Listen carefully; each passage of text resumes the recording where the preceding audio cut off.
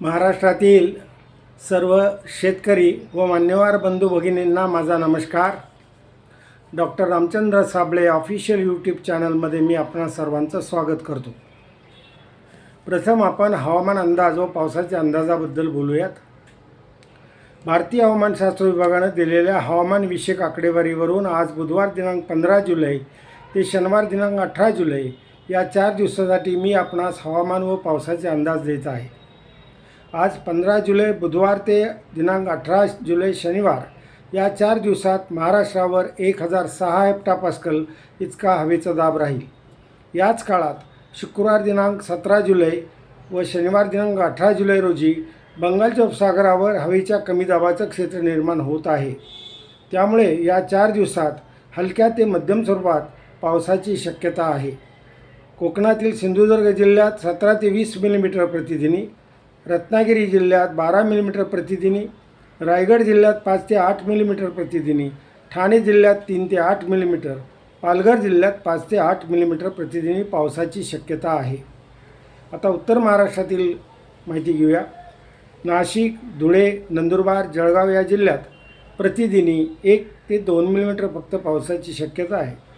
मराठवाड्यातील धाराशिव, लातूर, नांदेड, बीड, परभणी, हिंगोली, जालना व छत्रपती संभाजीनगर जिल्ह्यात प्रतिदिनी 1 ते 3 मिलीमीटर पावसाची शक्यता या 4 दिवसात आहे. पश्चिम विदर्भातील बुलढाणा, अकोला, वाशिम व अमरावती जिल्ह्यात प्रतिदिनी 1 मिलीमीटर पावसाची शक्यता आहे. मध्य विदर्भातील यवतमाळ, वर्धा, नागपूर जिल्ह्यात प्रतिदिनी 1 मिलीमीटर पावसाची शक्यता आहे. पूर्व विदर्भातील चंद्रपूर, गडचिरोली, भंडारा व गोंदिया जिल्ह्यात प्रतिदिनी 2 ते 5 मिलीमीटर पावसाची शक्यता आहे. दक्षिण पश्चिम महाराष्ट्रात कोल्हापूर, सांगली, सातारा व पुणे जिल्ह्यात 2 ते 8 मिलीमीटर प्रतिदिनी पावसाची शक्यता असून सोलापूर जिल्ह्यात 1 ते 2 मिलीमीटर व अहिल्यानगर जिल्ह्यात 2 ते 4 मिलीमीटर पावसाची शक्यता आहे. आता आपण याबाबत कृषी सल्ल्याबद्दल थोडक्यात माहिती घेऊया. पावसाला पुन्हा सुरुवात होत असल्याने शेतातील कोळपणी व खुरपणीची कामे पूर्ण करावीत. पेरणी केलेल्या क्षेत्रात उगवण झाली असल्यास जेथे बियाणे उगवले नसेल तेथे बियाणे टोकावे व जेथे दाट उगवण झाली असेल तेथील विरळणी करावी. आता शेतकऱ्यांची प्रश्न असंख्य आहेत, बरेच आहेत. त्यातले पावसाबद्दलचे प्रश्न आहेत. धाराशिव, तुळजापूर, सोलापूर, माढा, राहुरी, अक्कलकोट, जत, अंबेजोगाई, बार्शी, श्रीगोंदा, धुळे, लातूर येथे पाऊस कमी झाल्याचे कळवले आहे. महाराष्ट्रात एकूण 12 जिल्हे आणि त्यातील दुष्काळी 84 तालुके आहेत. तेथे पाऊस ऑगस्ट व सप्टेंबर महिन्यात पडतो व त्या पावसावर प्रामुख्याने रब्बी ज्वारीचं पीक घेतलं जातं. यावर्षी पावसात मोठे खंड पडतील असा मी अंदाज 1 जूनलाच दिलेला होता. पावसासाठी वातावरण अनुकूल बनत असले तरी नैऋत्य मान्सूनची शाखा अत्यंत वीक आहे. त्यामुळे चांगला पाऊस सुरू होण्यास आणखीन वेळ लागणार आहे. परतीचा मान्सून आयोडी पॉझिटिव्ह झाल्यास चांगला पाऊस ऑगस्ट आणि सप्टेंबरमध्ये देखील होईल. सध्या हिंदी महासागराचे पश्चिमी भागात तापमान 27°C वाढलेले आहे. ते आयोडीसाठी चांगलं आहे. त्यात आणखीन वाढ झाल्यास नैऋत्य मान्सूनची शाखाही पॉझिटिव्ह बनेल. ही झाली आता एकूणच हवामानबद्दलची परिस्थिती. याशिवाय इतर प्रश्नाबद्दलही काही व्हिडिओ बनवा वगैरे मला कळवलं आहे.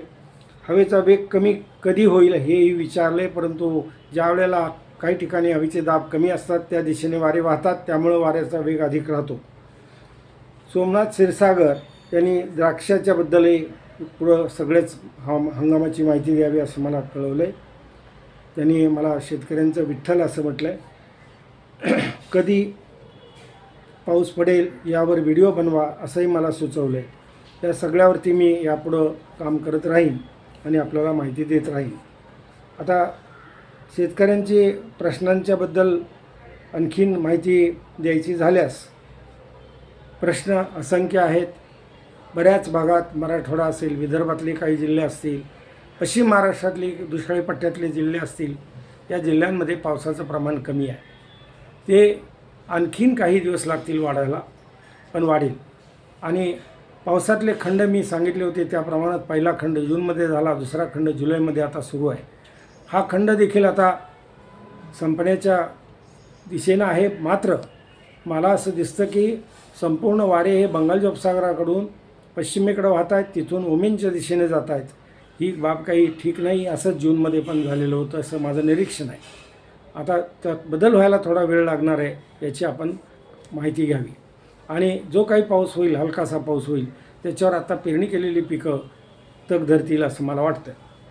आता माझ्या अंदाजाबद्दलची प्रतिक्रिया दिल्यात, त्याच्यात तुमच्या अंदाज अचूक असतात, त्याचा फायदा शेतकऱ्यांना होतो असे सुरेश गोसावी, बाळासाहेब साबळे, राजशेखर रेवशेट्टे, निलेश गावडे, राजश्री धनगर, बद्रीनारायण पिंपळे, राहुल पाटील, परमेश्वर, बाबासाहेब पाटोळे, दादाराव लाथे, अशोक जयवाल, आशिष जोत, पंढरीनाथ खाकरे, सुरेश पाटील यांनी मला असं कळवलं आहे की आणि त्यांनी मला धन्यवाद दिलेत. मी पण त्यांना सर्वांना धन्यवाद देतो.